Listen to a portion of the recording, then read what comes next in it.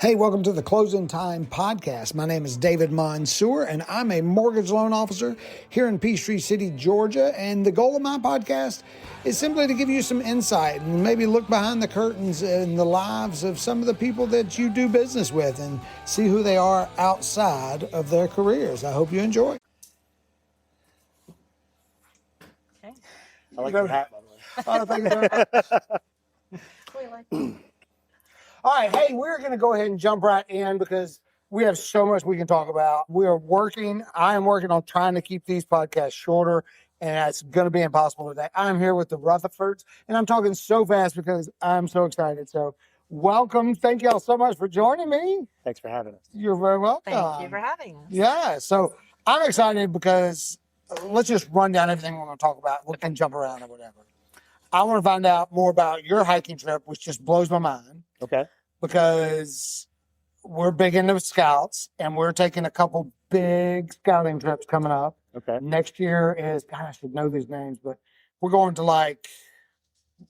not Montana, Minnesota on lakes, and you kayak and then you port the kayak across like an inlet camp, and then you go into another part of the water, and it just looks incredible. But it's like a whole week of carrying a kayak around and kayaking. Yeah. Wow. Sounds incredible. And then the next one is the big, and I should know the name of this too. This is horrible.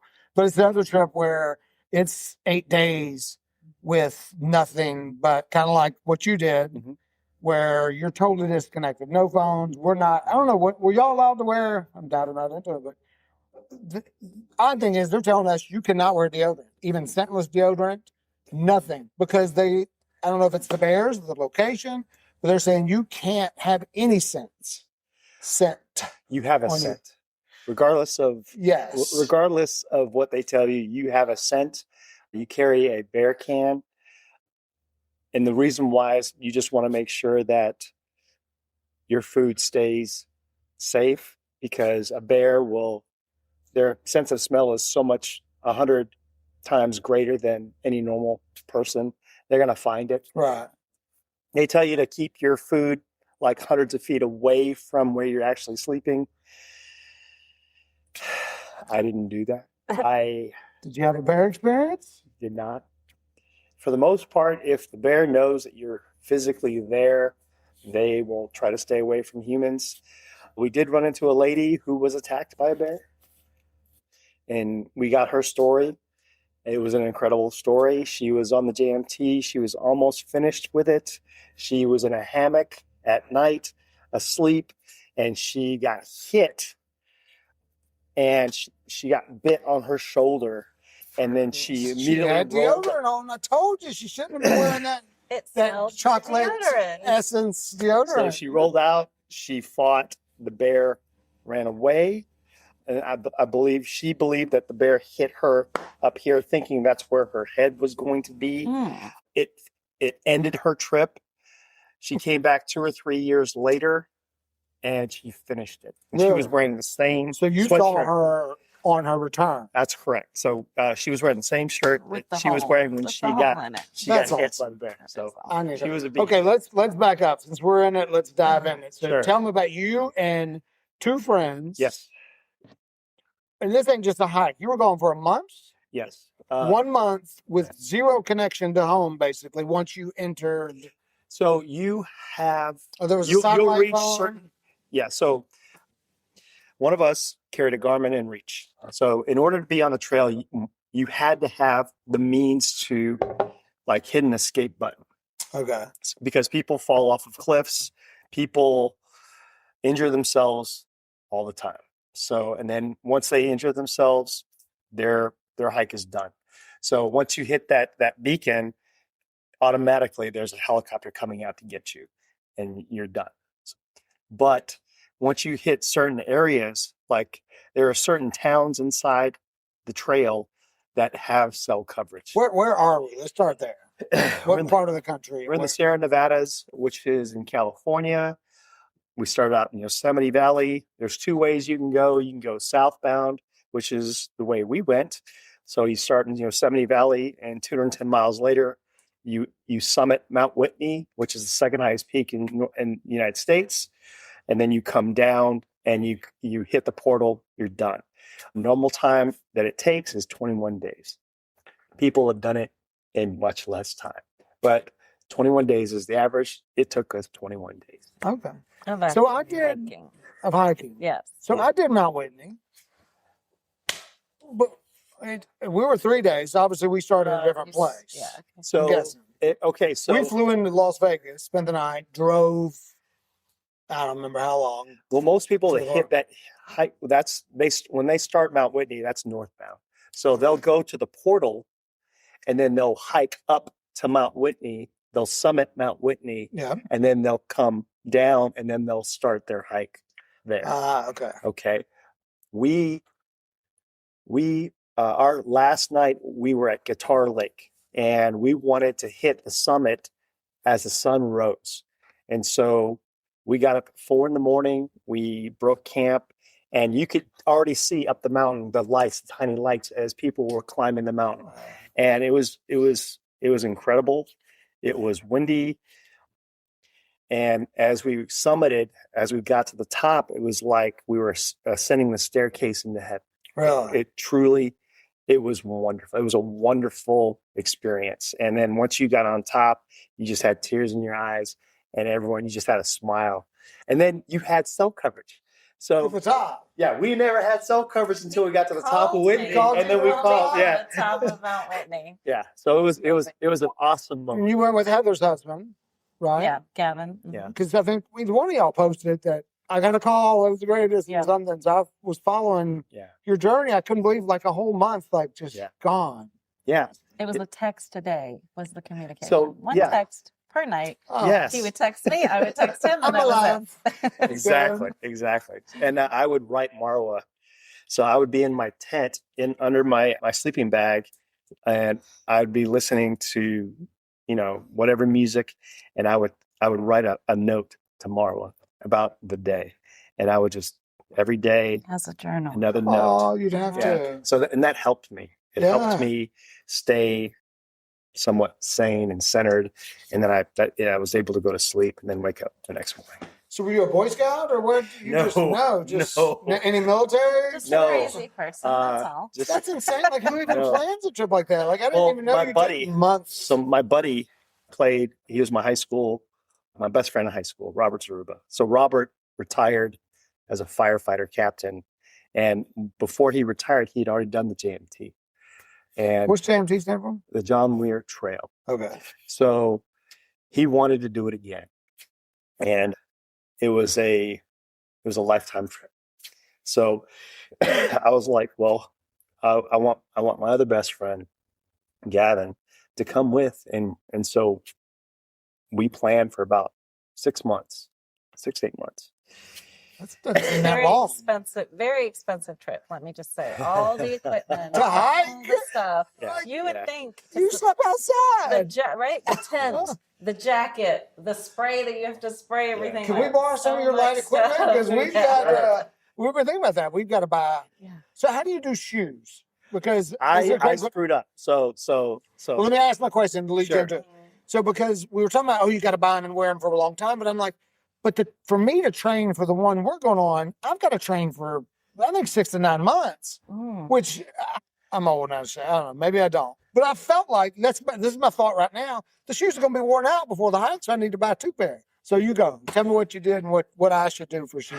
Well, I first have to admit I screwed up. So I wore minimalist shoes, which was the absolute wrong thing I should have done. I should have had the thickest sole, but a very light shoe, very sturdy shoe. I did not have that.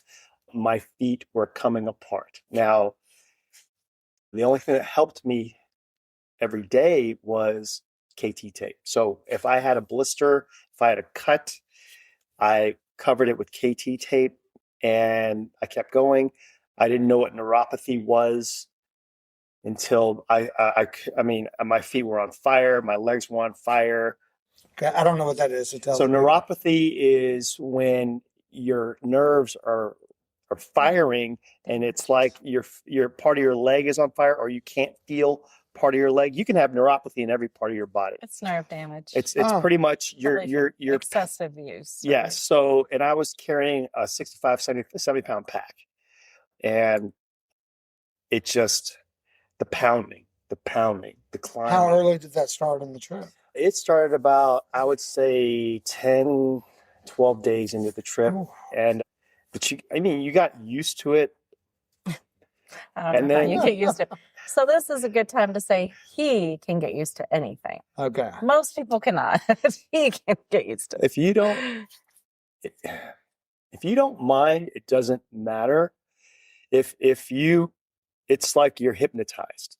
Yeah. When things are tough, you're no longer a part of your body. It's like you're watching your body from the outside, but you're very much aware of everything that's going on. You're not thinking anymore about what's actually happening to you. You're just doing it. So you can compartmentalize pain. You can compartmentalize exhaustion, fatigue. I cannot just say. So you can, and the thing is, my worst fear for me is letting down the people that I love. You can with. Yeah. Yeah. And another thing I learned is, if you're going to do something if you're going to suffer, you want to suffer with people that you love, you care about. You do not want to be with somebody that you do not care for, because it makes the experience even more miserable. Yeah. So, well, quitting is not an option. I mean, because, like, obviously, if you break a leg and you hit that button. Sure. But I don't want to minimize it into a blister, but, that is something that obviously you can finish with. I know as a man, there's no way I would come off that mountain either unless I physically couldn't. Right. No little bit of pain or no lot of pain is going to. Because mine probably was nowhere near that, but I remember, the downhill. So we took 2 days up and 1 day down. And it's supposed to come down in 2 days, but 2 shorter days. But they were in a rush and everybody wanted to get in the shower and go back to Vegas. And it was a mistake. It hurt so bad to just down. Yeah. The steps down, that. And it hurt. And I remember taking off my boot when we got to the bottom. And it was almost like I had a floating layer of skin along the entire bottom of my foot. And I was like, I don't know if that's normal. It was like all the way. I was like, that's gross. That's a good story. Yeah, it was. It was a heck of a trip. I would like to have, for me, I didn't understand why we rushed it. We prepared and we had a lot of that time, and we were camping and we're outdoors, and right. It was like, I think we did like a 9-hour hike on the last day versus a 6 and a 3. Yeah. And they were like, let's just push through and go sleep in a hotel tonight. I was like, because they were uncomfortable. Yeah. And they just wanted to everybody has their motivation. So for me and Gavin and I, our motivation was to get home to our loved ones. Robert, he was retired. Like he's like, let's do it again. And his wife Nicole was already on some other part of the country, so she wasn't waiting for him at home, and he wanted to slow down, where Gavin and I wanted to speed up. So there was competing interests. Yeah. So but it all worked out. Yeah. We finished. It was a wonderful ending. I bought the 6-pack of beer at the station. We all cracked beer, had a huge cheeseburger. We got a ride from a Good Samaritan back to our hotel. So did you have food drops while you were there, or you packed everything for the? No. So you carry your food, and so you send in your food via mail, and they have to bring it in by pony, and it's only going to be there for a specific amount of time before they give it to everybody else. Really? Yeah. So with your name on it, it's been there 24 hours or whatever. You have plus or minus. If it's supposed to get there around this date range, if it's still there and it hasn't been picked up after so many days, it goes into the pile where anybody that comes off the trail, they can go through and they can pick and choose. And so when you get to certain parts, there's so much food. Yeah. And so you're getting rid of what you don't like, and you're grabbing what you do like. So that's the same on our trail that I've heard. I'm so disappointed. I can't think of the name of this hike for Boy Scouts. Anybody watching this done Boy Scouts will know this hike because it's like the pinnacle of Scouts. Like it's the most difficult, hardest one. But I'm in the forums and all that, and they're talking about the kids are all in there unpacking their backs and Trading. getting rid of all the food they don't like Yes. and picking up whatever and they said it's so funny how it balances. Yeah. Mhm. That some people are leaving macaroni and cheese or something, and then other kids are picking up things that like, how do they not like that? And it's like, well, one person's trash is another person's treasure. There's Yeah. only one part of the trail where after you reach that particular part at Muir Trail Ranch, you have 100 miles in 10 days. And so there are no resupplies. So you have to carry everything on your person at your resupply. So there are 2 resupplies. And Muir Trail Ranch was the second. So that's where I had 70 to 75 pounds on my back. And that's when I had the most neuropathy. But we carried too much food. And so we realized as we were getting close to the end, we're carrying too much food. And there's these bare like drawers, vaults, where you can get rid of food. And other people can, they can look through it and okay, I want this. So could you survive with no food if you showed up with no food? Is there enough gap there between are stations enough where you can just people. There are people there that their whole mantra was the trail will provide, Oh my and that is a goodness. crazy philosophy mentality. Are they hunting along the No, trail? no. But see, the most these are people that might indulge in some fun cigarettes that might be like, I don't eat for 3 days anyway. But so- like, I'll put it to you this way: some of the most severe hikers, or were the PCT hikers, the Pacific Coast Trail okay. hikers. So those guys, so you can average, most hikers will average 10, 15 miles a day. The PCT hikers, they'll average between 30 and 40 miles a day. They'll be up before several hours before you, and their pace is so much faster, and then everything they carry is ultra light. So you're carrying weight, and they're not, and they're booking. See, that's my not concern, but that's what I know, that all of my camping gear, not any of it can I take. Mhm. Like there's none of it. Because I do remember when we did Whitney, I learned that you weigh everything. Like you Sure. weigh your bottles, you weigh the food, you make choices Yeah. with your sleeping bag and with the clothes you're wearing and every bit of it. And I'm like, that's stressful because I got comforts. Like But- I'm like, but- I gotta have my charger, my backup charger. Sure.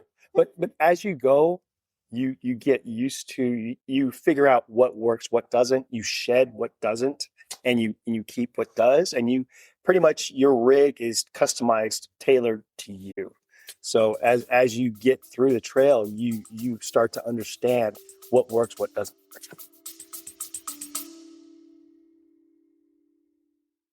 If you find this video, please subscribe.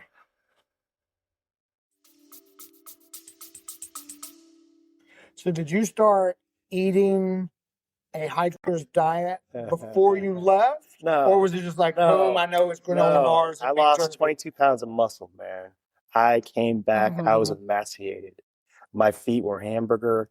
His feet were so Oh. like unrecognizable. So muscle, is that just, do you work out a lot and that's why? Yes. So you lift a lot of weights and you lost the bench press and the I curls and all I lost. Were you doing weights before you left? Yeah. Oh, okay. But the thing is like, you can only, like, I was eating 3 times a day, but I was burning over 4,000 or 5,000 calories a day. I wasn't ingesting enough Yeah. to make up for what I was burning. So low cal So diet. So I was just like, there was no way I could not lose weight. I was Yeah. just losing weight. So I could, when I did a marathon, when I did half marathons, and when I did two half Ironmans, and that was my favorite part, is you couldn't eat enough. So I was like, they had all this special food and these, honey this and that you would pack, and I was like, I bought a box of Crustables every time.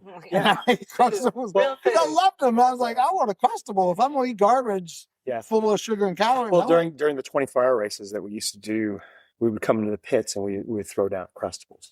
So, and that's just like So what's the instant 24-hour energy. race? So, Like 24 hour, running? it could be world's toughest mudder. It So could you're be. always been With crazy. obstacle. Yep. Thank Okay. you. Thank You you. are- Thank you so Yeah, much yeah. for acknowledging. Well, I mean, I've done the mud. I would probably be the same way if my knees would hold up, and my knees would probably hold up if I would stop eating so much sugar. Well, think of it this way: like to do those type of events, you have to not be right. There's something you have to. There's something wrong with you, and so you'll meet some characters on the course that really medically should not be on the course, but you can't tell them that. Yeah. They're going to finish regardless of what a doctor says. You really shouldn't be doing this type of activity. And like, whatever, they're just gonna. That's the kind of people they Yeah. are. So I want to add that he had surgery on his knees. I don't know even when it was. I guess it was one at a time. That he had cadaver cartilage and bone put into his knees and his leg. You could probably say it's better than I can.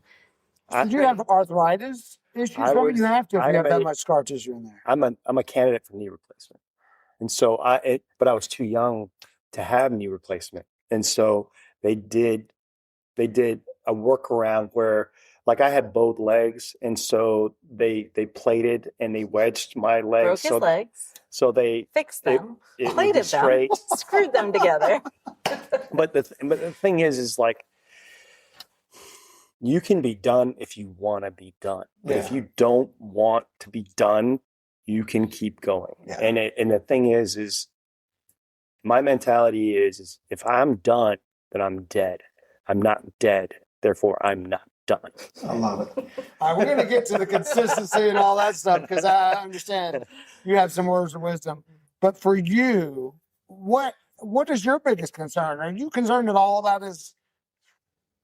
I mean, he's probably hurting, but are you concerned that, oh my God, I hadn't heard from him. Tonight's the night he gets eaten by a bear. Tonight's the night he fell off it. I know you're not worried. Yeah. But does all that creep in after 2 or 3 days, or after 20 days, or?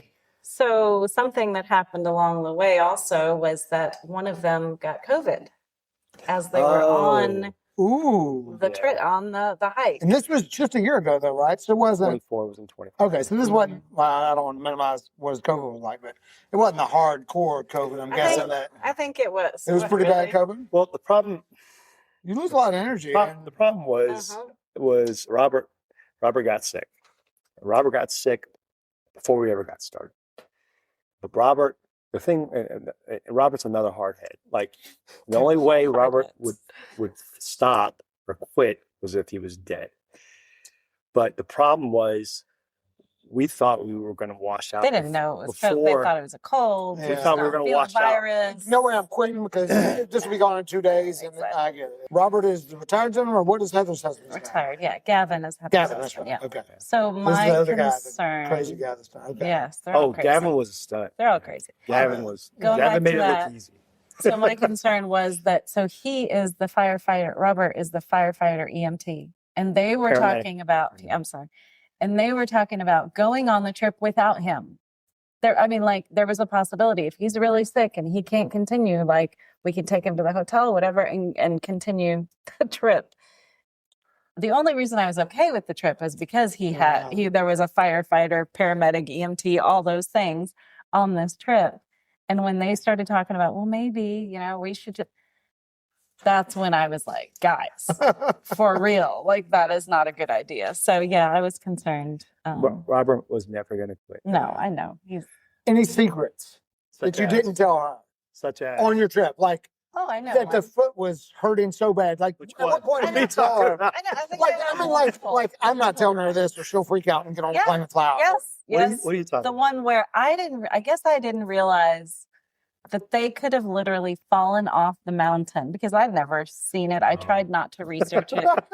He comes back and he's like, yeah, there was some close calls where we slipped and fell, or where we could have gone backwards and lost our balance. And that's like super scary. No, like, because we were hitting Whitney at about 4:35 in the morning. We were like 6 or 7 miles from the summit, and the wind was so bad and the visibility was so bad. and you could see off the side of the mountain. And we decided, hey, we're just going to take a break right here. Let's just collect our thoughts. And we were huddled, and we were like, if our wives knew what we were doing right now, they would not approve. Yeah. And we were like, it's all good. Yeah. Let's go. Let's go for And it. then, everything's going to be all right. Yeah. So there's a volcano in Guatemala that we went over on a mission trip, and a lot of the workers, the same day we were leaving, they were leaving, and they were hiking all night up to the volcano to see the sunrise at the top. That was a big part of it. And they're hiking at night. And I'm like, that sounds awesome. And I would so do it. Yeah. But then when you start thinking about it, it's like, yeah, I mean, you got a flashlight, but you can't keep it on every inch of your feet the whole time. I'm the one. I get nervous just biking at night through Callaway Gardens. Okay, Did y'all do the night lights? Opposite. Did y'all Yeah, do that? No, we did. That's we just so did that awesome. recently. That was really fun. You did this I was past like, just this weekend. Yep, just Saturday night. I was like, why is it dark? Where are the Christmas lights? Why is it dark right now? And I'm going 30 miles an hour downhill on a bike with no helmet. So the opposite. So none of it. None of the adventure. No, absolutely not. He mentioned something about jumping out of an airplane the other day, and I was like, what are you talking about? Why would you do that? So are you Mount Everest crazy? No, I'll be honest. I have to be extremely motivated or enthusiastic about something for me to want to go do it. Mount Everest is not something that I think and this sounds horrible too. Again, I apologize to anybody that's done it or thought about it, minimize it. But I saw a picture the other day of the line to the peak. Yeah. And it looked like 50 people were in line waiting. I'm going, okay. Not that it isn't hard and it's not something I couldn't do, but it's not impossible anymore. Like, obviously it's not impossible, but it just seems like that was the allure to that was that so few people, and I guess people still die up there. I don't know what the numbers are. Hopefully that's ridiculous. Yeah. Okay, so 1 month. So you said he was retired. How do you get off work for a month? I used up all my annual leave. And then you quit. And then I retired. Oh, so you just retired. Did they know that? See ya. No, I mean, it doesn't matter. Like that was something they could do whatever they want with. Yeah, I mean, I had enough time. It was time to go.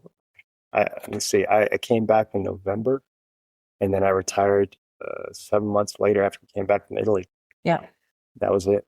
Wow. Yeah, and that's when you started Rutherford Homes. Yeah, you sound like a home builder. I know. I thought about changing it to Rutherford Homes team or Rutherford Home team, something like that. But I actually incorporated a long time ago, so I've had it for a long time. That's awesome. So it's gonna work. Y'all can work together. Work? Yeah. Now that you know his crazy personality. No, how does it work? And real estate's crazy too, but it's almost like boring and crazy at the same time. No, I think what's great about it is, and I'm still learning this every day because now he's finally like digging into his database and he's already like on the calls. Like he has no fear. I mean, I guess I should have known that, right?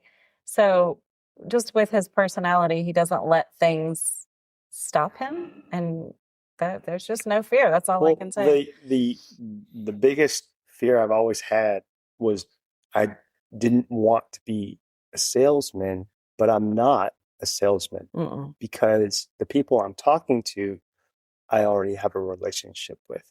And all I'm doing is just continuing the relationship.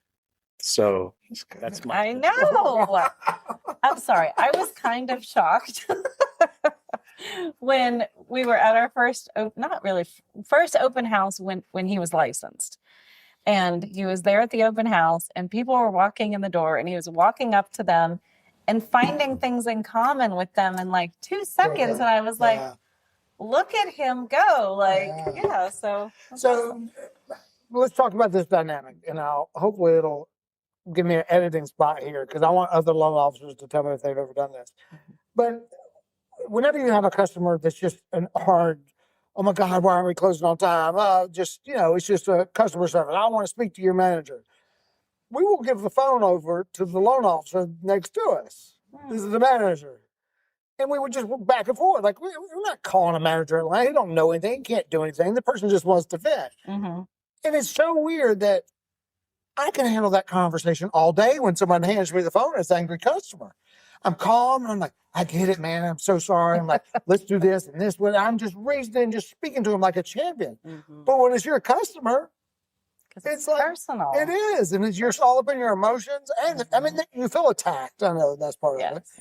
But it's just crazy that. And I think maybe that's why somebody that's new to real estate or new to anything in sales, you really got to go out with a bang, because it's easy to have those calls. It's easy to call everybody and go, hey, I just want to let you know, I switched over to real estate. As you know, my wife's been doing this for 400 years, and she was on the top producing team.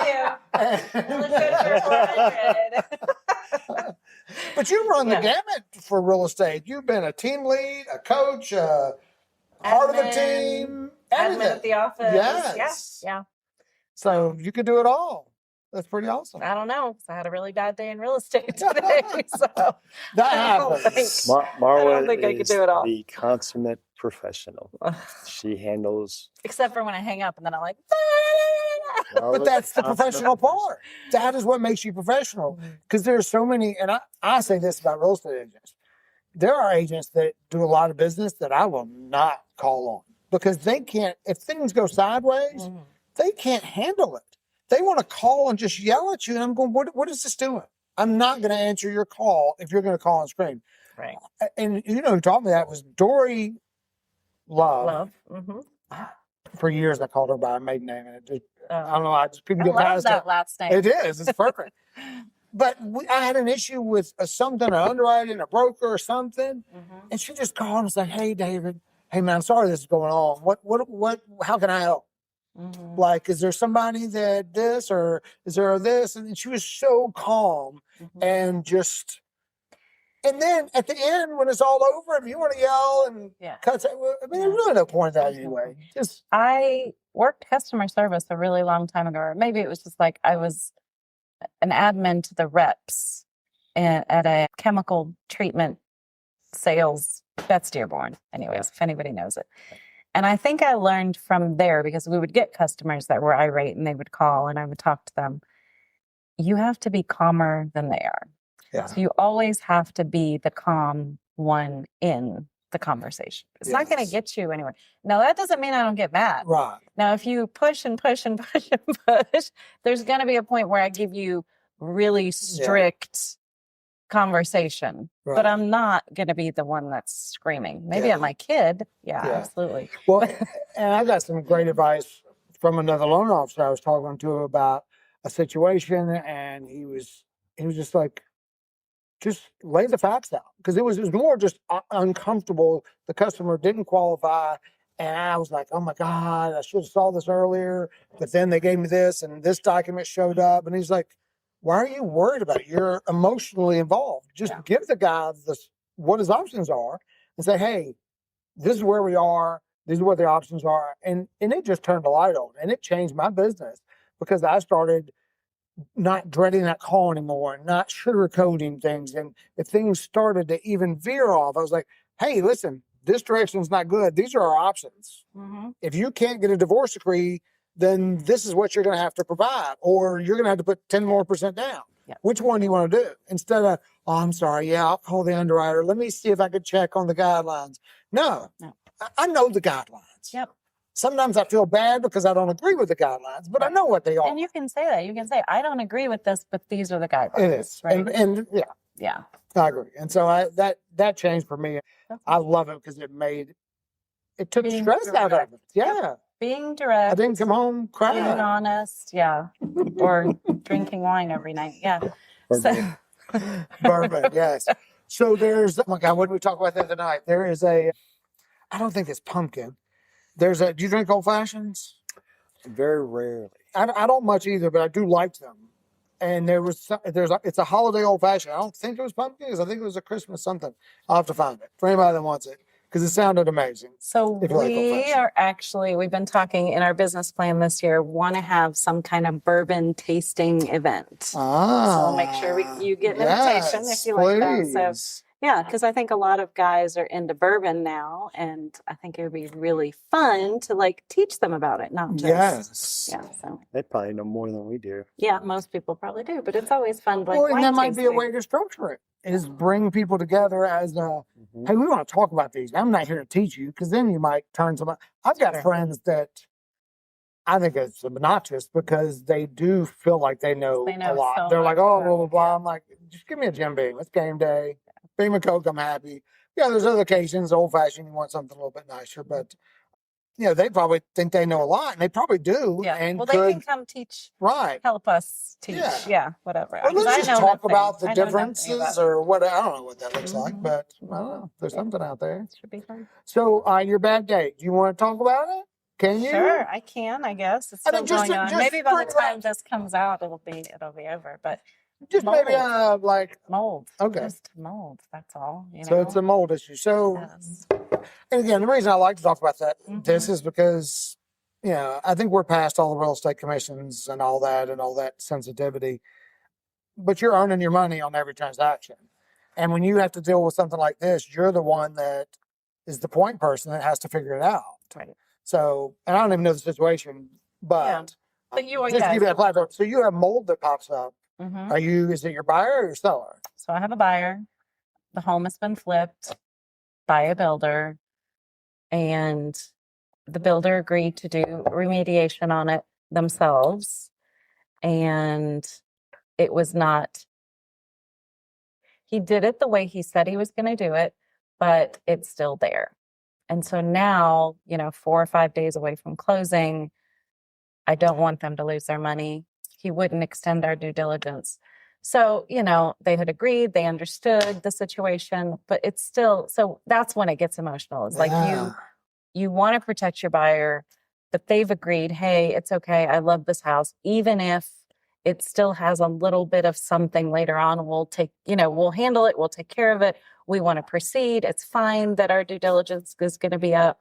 If we have to walk away and lose our money, we understand. We're willing to take that chance. But then when it happens and you get a result later on, and that result is not favorable, you feel really bad. Oh, yeah. And then you're like, well, what can I do? Let's bring in another remediation person, like from the outside this time, and see how much it would cost to remediate. And then will the builder or seller allow, give us a concession, or it's just, so How do where I'm you- going with that. How do you hope it would resolve? What's the best case scenario? Best case scenario is we get a quote for remediation. The seller says, yes, I'll go in and give you a part. I give a part, and the buyer has a part, and that's it. Then we continue. And then worst case is builder's he like, I says, did what I said I was Yep. going to do. Yep, too bad, so sad.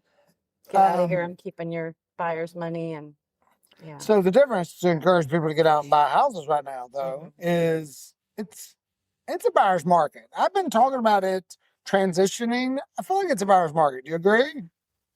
I think it depends on where you are. Okay. Right? Because like in Peachtree City, homes are sitting on the market longer than they used to.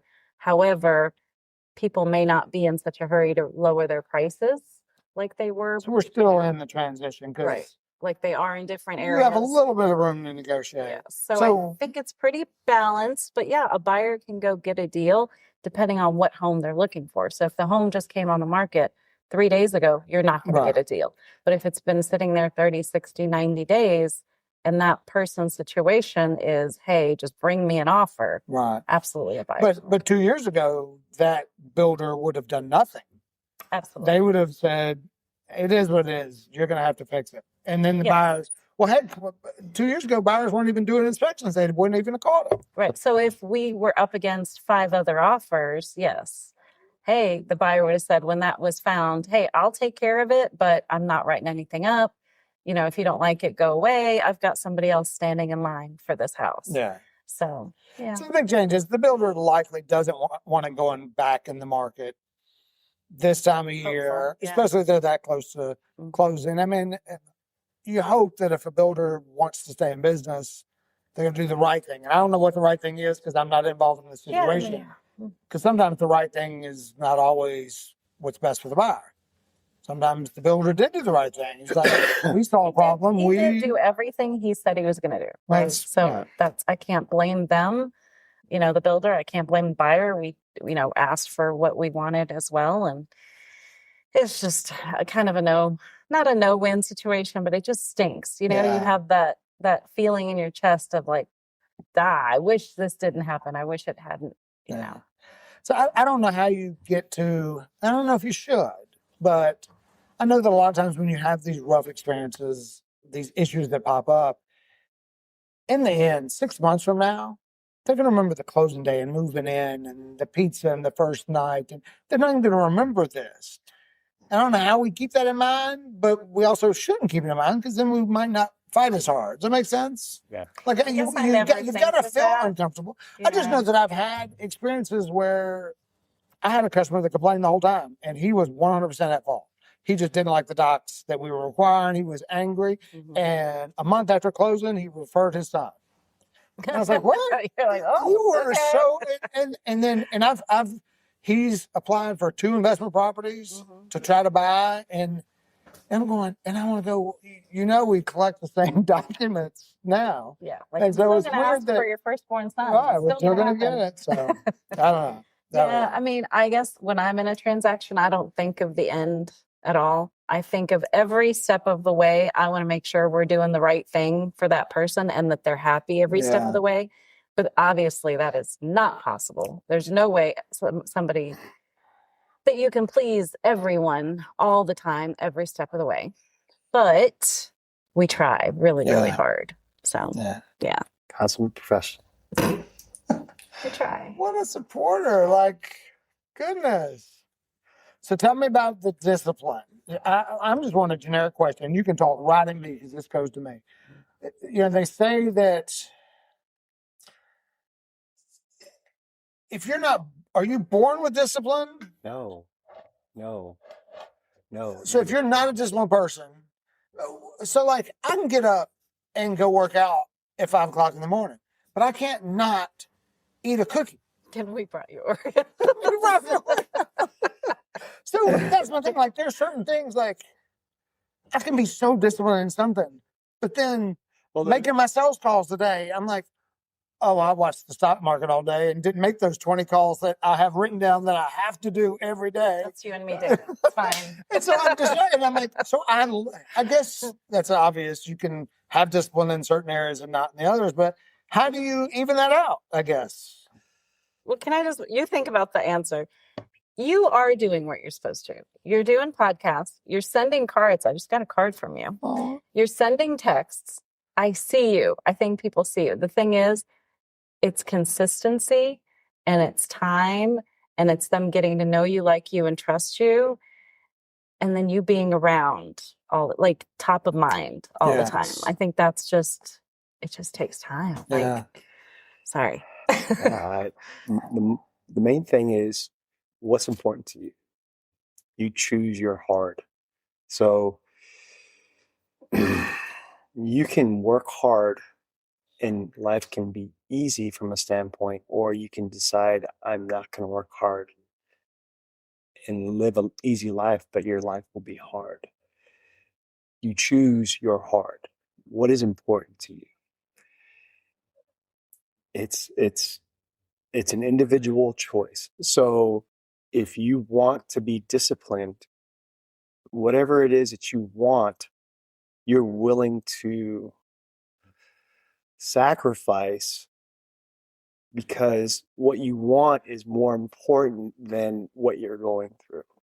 So if you're willing to eat the hard in order for things to be easy, you choose your hard. That oddly makes sense to me, even though there's a lot of words in there. Hard men create easy times. Yeah. Easy times create soft men. Soft men create hard times. Right. So if you're willing to work hard in order to make sure that you get the things done that you care about, you're going to get those things done, regardless of what happens. It doesn't matter. It doesn't matter what if you're tired. It doesn't matter. It doesn't matter. You're You're going to do what you need to do to get things done, and so that you can live the life that you truly want to live.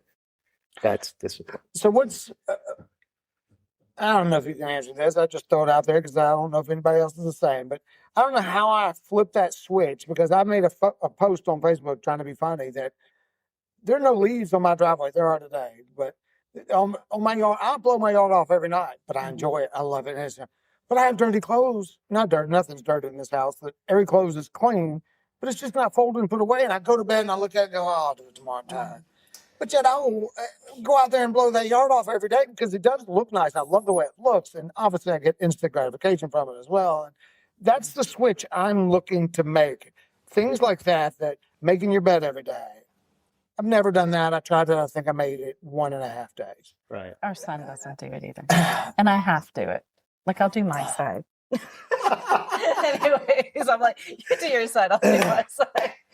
Can I just say that I've learned with like classes and leadership and listening and watching is that we run away from pain.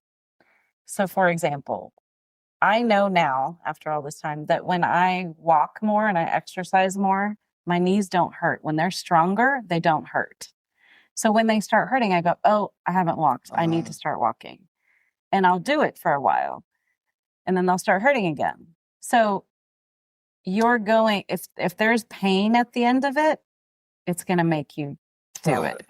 Does that make sense? Well, no, Tony Robbins talked about, I love Tony Robbins. He talked about the pain of being fat is not greater than the pain of not eating a cookie. Right. He said not eating cookie is not, and so until being fat just is unbearable to you, you're not going to start eating the cookie. So you have to somehow make the pain of eating.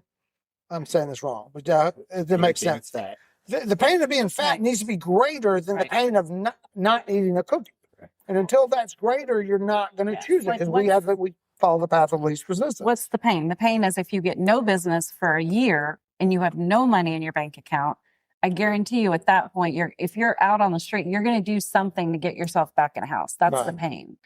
So, I mean, that stinks that we can't replicate like that need for success, but you have to have pain. That's why they tell you if you don't make your calls, you can't get your nails done. Like, put a punishment on yourself in order to, but he doesn't need that. I don't understand what's in him for him not to need a punishment. I need a punishment. You have to like make something really bad happen if I don't do what I'm supposed to do in order for me to do what I'm supposed to do, which really stinks. But. So I saw a TikTok it was a millionaire talking, I think it was a multimillionaire. And he said, if you took all of my money away, took it all away, I would have it back in a year. Because the pain of being poor is so strong. I can't stand it. And some people are, and you hate to say they're okay with it. Nobody wants to be poor, but yet they go home to that same situation and they don't make that change and they don't make that extra sales call or whatever. And we're talking about the people that can't. We're talking to those people, not the people that can't. Like they say, okay, what's your salary? What's your goals? Like, what do you want to make? What do you want to make? I want to make $300,000. Okay. Would 290 be okay? Stop. That's what happens. Yeah. Would 280 be okay? Yeah. Would 270? There's going to be a point where you're going to be like, no, I kind of need to make 50 grand. Yeah. Like I have to make 50. Right. That's actually your goal then. Goal. Right. Yeah. Is to make that 50,000. So. Sorry, that's not the answer. No, it is. That does remind me but even when I forgot what you were doing. I've seen that done before though. But when you drop below, it was a little painful for me because I was like, no, that's what I need to do. That's what I need to make to do the things that I want to do. Right. And for me, it is, and I'm not just talking, I can cut it off, but I get so frustrated that in this season right now, I can't give as much as I like giving. Mm-hmm. That I have other people that aren't doing well, that I have to say no to my son once in a while, that my mom still has to work. And there's things, that is my pain, that I need my income to be higher so that I can do more for other people. Right. I went to a team meeting recently. It was last month, I think. And It's like your first team meeting ever. It was all mushy. Stephanie, yeah, it's weird. Everybody talks about their why. What is your why? Mm-hmm. And your why has to be so powerful that you're willing to go through whatever pain you need to go through to get there. Because if you didn't get there, the pain of losing or not achieving or not doing, which is your whole reason for being, would be so significant. So where you're a failure, I don't want to fail. And so I'll do what I have to do so I do not fail. So that's my motivation. Mm-hmm. Yeah. So mine is the next step. I've got to figure out, how do I get that why to mean enough? Yeah. Because I just told you the why, and it almost was passionate, and I felt emotional about it. But yet, yesterday I did not make my 2 hours worth of calls that I've written down. What I've sat and said, if you want this, you have to do this. Like, what are the 3 things, David, you have to do every day if you want this? And I write it down, and then I still didn't do it. And so I'm trying to figure out, how do I make that why? I think that's More where a coach helps. Like having accountability? somebody, not even Yeah. accountability, but like a coach that will help you through. It's almost like a psychologist. When I had a Yeah. coach at KW, like, why do you want that? What's important to you? And it's almost like this constant reminder, and that you're thinking about it and that you're in it, because I know you said it and you want those things. And same for me. I want to make a certain amount of money, but am I sitting there calling from 9 o'clock in the morning to 5 o'clock until I get a listing appointment or a buyer? Yeah. Yeah, I'm not. Like, if I really wanted it, I would do that. Yeah. I agree, because if I was being honest, I want to sit around and watch football all day on Saturday more than I want the $300,000. Because if I wanted $300,000 more, then I've watched football every Saturday for 30, 40 years. Like, what's another Saturday? Get out and go see realtors I have these struggles, and I'm like, okay, you clearly want football. You want to sit and watch football more than you want to help your mom out. It's hard. It's I'm just a hard. I bad think child. no, you're not. Oh my gosh. No, you're not. It's hard. I think if it wasn't hard, everybody would be a millionaire. And I think me just saying it brings it to the surface. That's kind of why I say a lot of things that I probably shouldn't, that are just real, because now it is real. Yeah. So hopefully this Saturday, when I'm sitting there and looking at that choice, I'm going to know that you understand you're choosing this right now. Why don't you do a little both? Like, well, yes. And a little both is go to the game next weekend. Like, I want to go to the Georgia Tech game next Friday. Week this, so I'm week going that Friday. So why am I not? So Saturday should be, yeah, I agree. Come visit us at an open house. He's like mediating. We're like solving each other's problems. I love this. There's so much we want to talk about, but we're already, I think, at like 45 minutes. Oh, shit. Max, Max, we got to go. Max has an orchestra thing. Oh, you really in 20 minutes. Yes, we took time. We So would take him thank y'all very much.